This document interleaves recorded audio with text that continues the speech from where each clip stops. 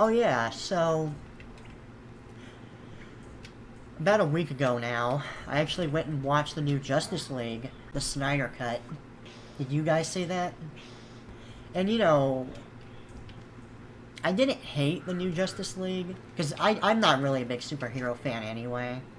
And I remember being bored as fuck watching the original theatrical cut of Justice League, because it was like the most generic, like pathetic attempt at copying Marvel I've ever seen. Like, oh, people like Avengers. Let's do Avengers minus the charisma and the good humor and the interesting villains. Like, even in the first Avengers, at least Loki was funny. Steppenwolf is so boring. And he's just comically, like, very stereotypical type villain in the original Justice League. But yeah, so like in the Snyder Cut, they try to give him a little bit more depth. But I still didn't really care too much for Steppenwolf myself. Because, like, it felt very surface level. It's like, there's a little bit of a story about how he betrayed Apocalypse. Because, spoiler alert, Apocalypse is in this movie. Maybe that's not much of a spoiler, because pretty much everyone knows it. Like, even the people that haven't seen it probably know it. But yeah, Apocalypse was especially boring. Like, at least with Steppenwolf, they gave him some backstory, but it doesn't really go anywhere in the grand scheme of things. But Apocalypse basically, like, made me... It's like what people might have imagined Thanos would be in Avengers Infinity War, before it turned out he was actually, like, really well done. Like, just very stereotypical, I'm evil just 'cause. And for some reason, I just want to get these mother boxes and just take over the universe arbitrarily.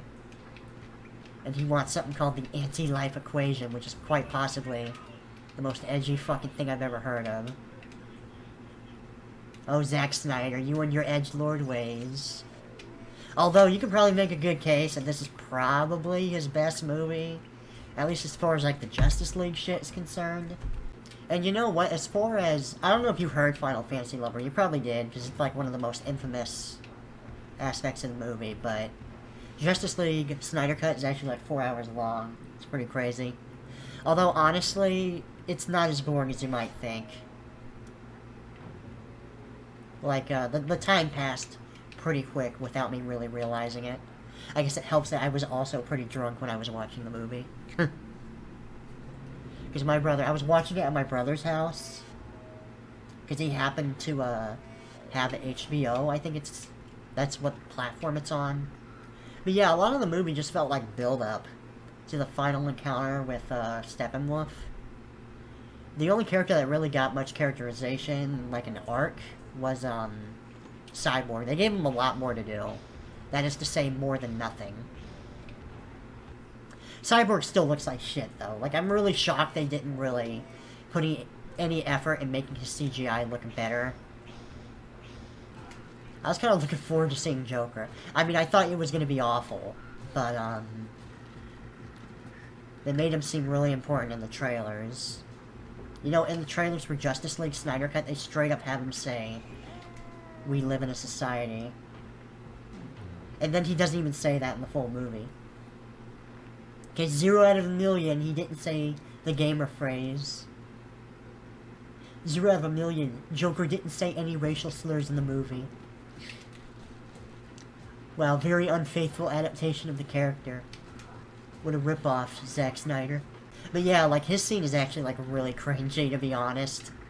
Because, like, he just tries way too hard. Jared Leto is just not a good Joker. At all. I don't even remember... Like, I remember Jared Leto's Joker in the movie.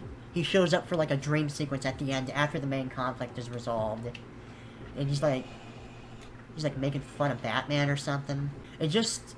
Basically, the last part of the Justice League Snyder Cut is just a bunch of sequel-baiting nonsense. It's easily the worst part of the movie. But, like, other than that, I thought it was okay. I'll probably never watch it again because, like, the main plot is still the same as the theatrical cut.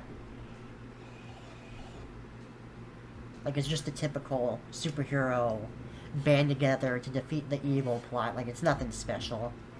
overall, I thought the movie was, like, super self-indulgent, too. Like, there's a lot of slow-mo, and there's this part where Batman goes to talk to Aquaman and try to recruit him. And, there's, like, a weird fish cult who just randomly starts singing, and there's, like, this bitch who starts smelling Aquaman's sweater. It's like, what was the point of that? Yeah, I'm glad I saw that. That needed to be done. And yeah, Lois Lane was still a pretty boring character. I think one of the most jarring scenes in the movie for me is, like, there's this part where Martian Manhunter shows up. I'm not gonna go into spoilers, if I can help it. But when it happens, it's like, what? And then he has no... like, he doesn't even do anything in the movie. He's just kind of there, like, hey, remember Martian Manhunter? Oh, yeah. I've been meaning to talk about this. I keep forgetting. But, you know how when I mentioned that I went to my brother's house to watch the new Justice League cut? I got a comment about that. Like, I love my brother, of course. Man, he has one dirty-ass house, to say the least. Like, his room is just ridiculous, I must say. Like, basically, he's living with his girlfriend right now. And I think she lives... There's, like, a trailer, a really tiny trailer, like, right next to their house, where he lives in with his girlfriend. Like, basically, how it works, I think, is, he lives with his girlfriend, and his girlfriend lives with her parents. And her parents live out in the big house, while he and her live in the trailer. And basically, like, it's really messy. Like, I went in there, and I was like, man, I remember you being messy when you used to live with us, but this is fucking ridiculous. I didn't say that, but that's what I was thinking. Like, literally, it's almost impossible to walk around. That's how dirty it was. Like, there's trash and clothes everywhere.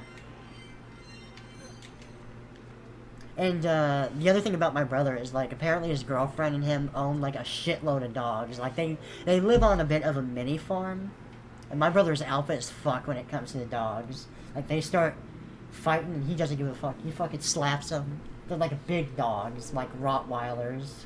One of them's a Rottweiler. I don't know what the breeds of the others are, but...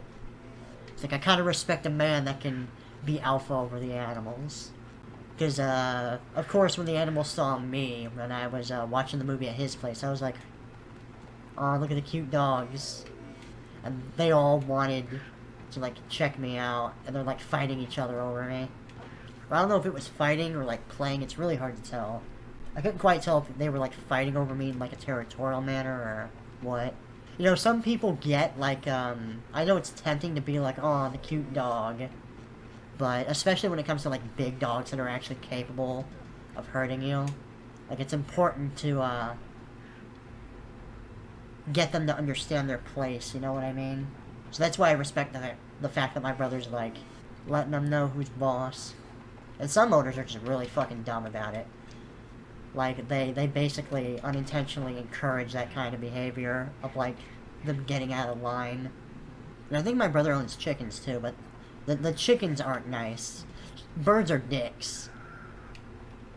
In case y'all didn't know, birds are the biggest dicks ever. They're never like, yes, please pet me. At least not chickens. It's like, well, no wonder we eat you. Because you keep trying to pet me. So rude.